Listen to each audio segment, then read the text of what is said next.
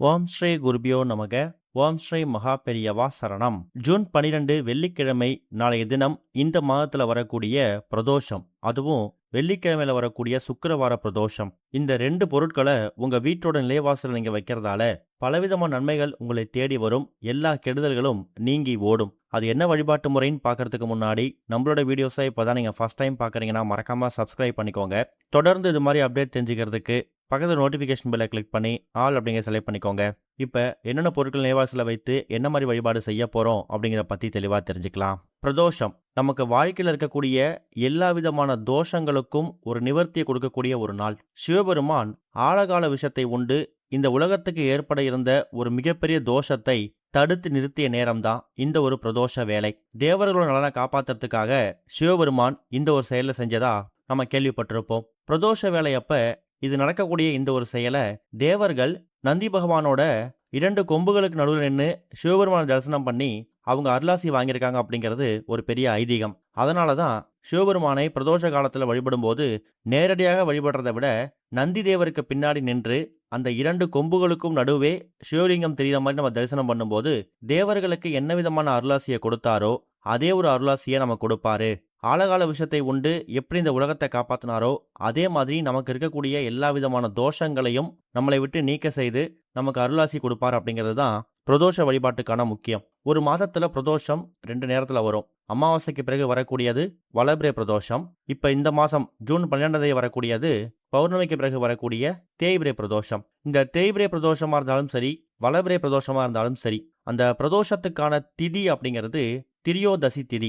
திரியோதசி திதியை கணக்கு பண்ணி தான் பிரதோஷத்துக்கான விரதத்தையும் அதுக்கான வழிபாடுகளையும் நம்ம கணக்கு பண்ணணும். ஜூன் 12 வெள்ளிக்கிழமை நமக்கு பிரதோஷமா போட்டிருந்தாலும் ஜூன் 12 வெள்ளிக்கிழமை மாலை 4:27 தான் நமக்கு பிரதோஷம் அந்த திரியோதசி திதி ஆரம்பிக்குது.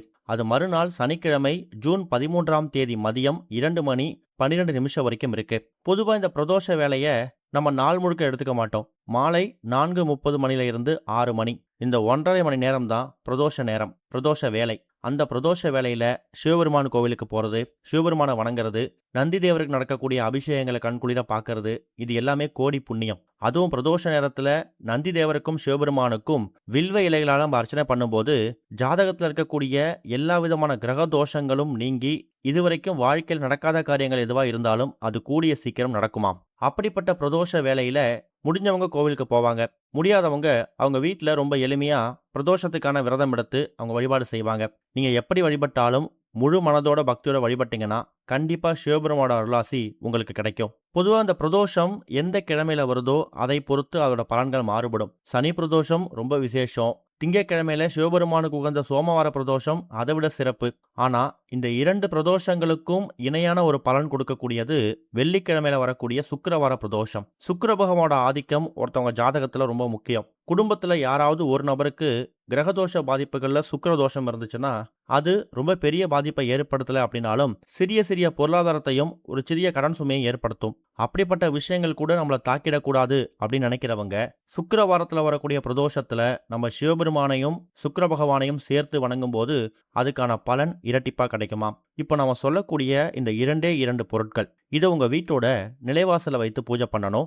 எந்த நேரத்தில் வச்சு பூஜை பண்ணணும்? வெள்ளிக்கிழமையில சுக்கிரஹோரை 3 நேரத்தில் வரும். காலையில 6 மணிலேருந்து 7 மணி, மதியம் 1 மணிலேருந்து 2 மணி, அதை விட்டீங்கன்னா இரவு 8லேருந்து 9. இந்த 3 1 மணி நேரங்கள் தான் வெள்ளிக்கிழமையில வரக்கூடிய சுக்கிரஹோரை. பகல் நேரத்தில் வரக்கூடிய அந்த 6லேருந்து 7, மதியம் 1 மணிலேருந்து 2 மணி, இந்த நேரங்களில் இந்த பரிகாரத்தை நீங்கள் பண்ண வேணாம். ஏன்னா அப்போ உங்களுக்கு அந்த பிரதோஷத்துக்கான அந்த திரியோதசி திதி ஆரம்பிச்சிருக்காது. ஜூன் 12 மாலை 4:30க்கு பிறகுதான் திரியோதசி திதி பிறக்கிறதால வெள்ளிக்கிழமையில கடைசி சுக்கிரஹோரையா வரக்கூடிய இரவு 8 மணிலேருந்து 9 மணி இந்த 1 மணி நேரம் இந்த ஒரு பரிகாரத்தை நீங்கள் பண்ணலாம். பிரதோஷத்துக்கான பூஜைகள் பண்ணுறது, வீட்டில் பூஜைகள் பண்ணுறது, இது எல்லாத்தையும் நீங்கள் எப்பவும் போல் மாலை ஒரு 6 மணி 7 மணிக்கு முடிச்சுக்கோங்க. அதுக்கப்புறமா இரவு ஒரு 8லேருந்து 9 மணி இந்த 1 மணி நேரத்தை நீங்கள் பிரதோஷ வேலைக்காக இந்த பரிகாரத்துக்காக ஒதுக்கிக்கோங்க. இதுக்கு உங்களுக்கு தேவையான பொருள், அதாவது நிலைவாசலில் வைப்பதற்கான 2 பொருட்கள். அதில் முதல் முக்கியமான பொருள் சிவபெருமானுக்கு உகந்த தானியம், அதாவது சிவபெருமானுக்கும் சந்திர பகவானுக்கும் ஒரே பொருள் தான் ஒற்றுமை. அது என்னன்னு கேட்டிங்கன்னா பச்சரிசி. சிவபெருமானுக்கு பண்ணக்கூடிய அன்னாபிஷேகமாக இருக்கட்டும், கோவிலில் கொடுக்கக்கூடிய பிரசாதங்களாக இருக்கட்டும், இது எல்லாத்துலேயுமே பச்சரிசியை தான் பயன்படுத்துவாங்க. அப்படிப்பட்ட பச்சரிசி ஒரு ஸ்பூன் போதும். பச்சரிசியில் ஒரு பச்சரிசியிலையும் ஒரு சிவலிங்கம் இருக்கிறதா ஒரு ஐதீகம். அப்படிப்பட்ட பச்சரிசியை நம்ம பிரதோஷ வேளையில் பயன்படுத்தும் போது, அதாவது பிரதோஷ நேரத்தில் பயன்படுத்தும் போது கண்டிப்பாக சிவபெருமானோட ஆதிக்கம் அதில் அதிகமாக இருக்கும். அடுத்ததா வெள்ளை மொச்சை. வெள்ளை மொச்சையோட மகிமையை பற்றி நம்ம சொல்லி தெரிய தேவையில்ல. இது சுக்கிர பகவானுக்கு உகந்த ஒரு தானியம். வெள்ளிக்கிழமையில இந்த 3 சுக்கிர ஹோரை சொன்னோம்ல, அந்த 3 சுக்கிர ஹோரையில ஏதாவது ஒரு சுக்கிர ஹோரை நீங்க வீட்டோட பூஜை அறையில சிறிய கிண்ணத்துல வெள்ளை மொச்சை வைத்து நீங்க படைக்கும் போது சுக்கிர கிரக தோஷ பாதிப்பு குறையுமா. அதனால ஒரே ஒரு ஸ்பூன் வெள்ளை மொச்சை எடுத்துக்கோங்க. வீட்டில் பூஜை அறையில விளக்குகள்லாம் அப்படியே எரியட்டும். மாலை ஒரு 6-7 மணிக்கு மேலே விளக்கு ஏற்றுறீங்கன்னா அது அப்படியே எரியட்டும். இரவு ஒரு 8 மணி, கரெக்டாக அந்த 8 மணி தாண்டினதுக்கு பிறகு 2 சிறிய கிண்ணங்கள், இல்லைனா இப்போ நீங்கள் வீடியோவில் பார்க்குற மாதிரி 2 மண் அகல் எடுத்துக்கோங்க. அதில் ஒரு கிண்ணத்தில் கொஞ்சமாக பச்சரிசியையும் இன்னொரு கிண்ணத்தில் கொஞ்சமாக வெள்ளை மொச்சையும் எடுத்து வச்சுக்கணும். எடுத்து வைக்கக்கூடிய அந்த பாத்திரத்தோட அளவு ரொம்ப பெரிதாக இருக்கணும் அவசியம் இல்லை. ஒரு சிறிய அகல்விளக்கு இல்லை ரொம்ப சிறிய கிண்ணம் இருந்தாலும் பரவாயில்ல. இந்த 2 பொருட்களையும் தனித்தனியாக அந்த கிண்ணங்கள் எடுத்து வச்சுட்டு முதல்ல சிவபெருமான் பாதத்தில் வச்சு எடுத்துடுங்க. கண்டிப்பாக சிவபெருமான் ஃபோட்டோவுக்கு முன்னாடி ஒரு தீபம் எரியணும். அதுக்கப்புறமா இந்த 2 பொருட்களையும் சுக்கிர ஹோரை இருக்குல்ல, இரவு 8லேருந்து 9 அந்த நேரத்தில் உங்கள் வீட்டோட நிலைவாசலை வைக்கணும். ஆனால் நிலைவாசலை வைக்கிறதுக்கு முன்னாடி கூடுதலாக நீங்கள் இன்னொரு விஷயத்தையும் சேர்க்கணும். அதுதான் ஒரே ஒரு சில்லறை நாணயம். அது எவ்வளோ ரூபாய் இருந்தாலும் பரவாயில்ல. இந்த சில்லறை நாணயத்துக்கான மதிப்பு அப்படிங்கிறது நம்ம எல்லாருக்குமே தெரியும். ஒரு பக்கம் மகாலட்சுமி தாயார் வாசம் செய்யக்கூடிய பொருட்களில் இந்த சில்லறை நாணயம், அதாவது ரூபாய் நோட்டு, சில்லறை நாணயம், இது எல்லாத்துலேயுமே மகாலட்சுமி கடாட்சம் இருக்கு. அதே மாதிரி லட்சுமி குபேரரும் வாசம் செய்யக்கூடிய ஒரு பொருள் இந்த ஒரு சில்லறை நாணயம். தனதானியத்துக்கும் பொருளாதாரத்துக்கும் செல்வ செழிப்புக்கும் அதிபதியாக இருக்கக்கூடிய மகாலட்சுமி தாயார், லட்சுமி குபேரர், இவங்க 2 பேரும் ஆதிக்கம் இருக்கக்கூடிய இந்த சில்லறை நாணயத்தை பச்சரிசி மீது ஒரு நாணயத்தையும் வெள்ளை மொச்சை மீது ஒரு நாணயத்தையும் வச்சுட்டு அப்படியே எடுத்துட்டு போயிட்டு உங்க வீட்டோட நிலைவாசல்ல நீங்க தினமும் நிலைவாசல் தீபம் ஏற்றுவீங்கல்ல, அந்த இடத்துல வச்சிருங்க. ஒரு 8 மணிக்கு இதை ஆரம்பிச்சிங்கன்னா ஒரு 8:15 இந்த பரிகாரத்தை முடிச்சிருங்க. 8:15லேருந்து 9 மணி வரைக்கும் அது வீட்டோட நிலைவாசலில் அப்படியே இருக்கட்டும். அதுக்கப்புறம் உங்கள் அன்றாட வேலை பார்க்கலாம். இரவு தூங்க போகிறதுக்கு முன்னாடி அந்த 2 பொருட்களையும் 9 மணிக்கு பிறகு எடுத்துகிட்டு பூஜை அறையில் வச்சுடுங்க.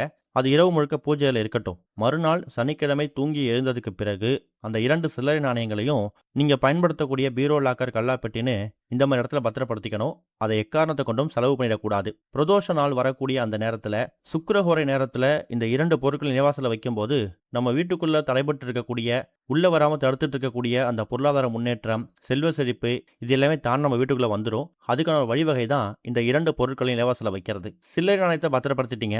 அந்த பச்சரிசியை உங்கள் வீடு பக்கத்தோட எறும்பு புற்றுகளை தூவி விட்டுருங்க. அந்த வெள்ளை மொச்சையை நீங்கள் காக்கை குருவிகளுக்கு தானமாக போட்டுருங்க. அவ்வளவுதான். இந்த 2 பொருட்களையும் நீங்கள் பயன்படுத்த வேணாம். பார்க்கறதுக்கு ரொம்ப எளிமையான பரிகாரம் மாதிரி தெரியும். சுக்கிரவாரத்தில் வரக்கூடிய பிரதோஷத்தன்னைக்கு இந்த 2 பொருட்களையும் பயன்படுத்தி பண்ணக்கூடிய ஒரு பரிகாரம் ஒரு சிறிய முன்னேற்றத்தை ஏற்படுத்தினாலும் கண்டிப்பாக அது உங்களுக்கு நன்மையை ஏற்படுத்தும். ஓம் ஸ்ரீ குருபியோ நமக. ஓம் ஸ்ரீ மகா பெரியவா சரணம்.